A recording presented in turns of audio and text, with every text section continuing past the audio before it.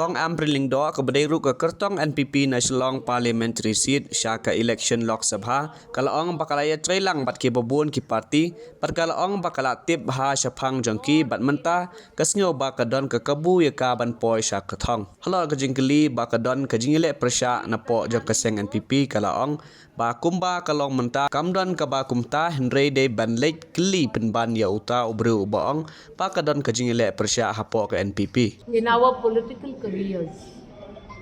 we have seen that there are no permanent positions both in parties nor in positions in the legislature or in the executive.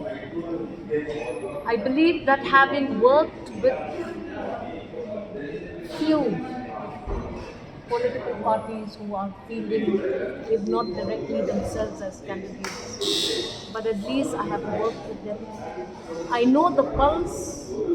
I know the mind, I know the modus operandi.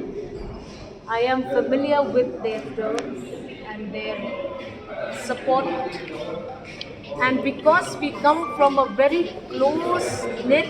support system, I feel I will be advantaged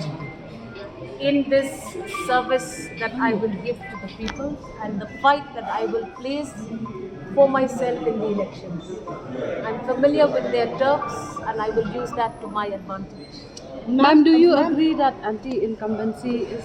quite high against the NPP, and will this be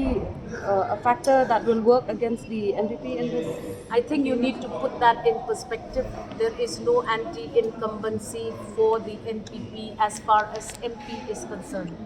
You need to ask the anti-incumbency question to the concerned person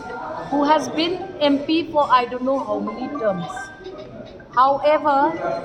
we as a political party are now way ahead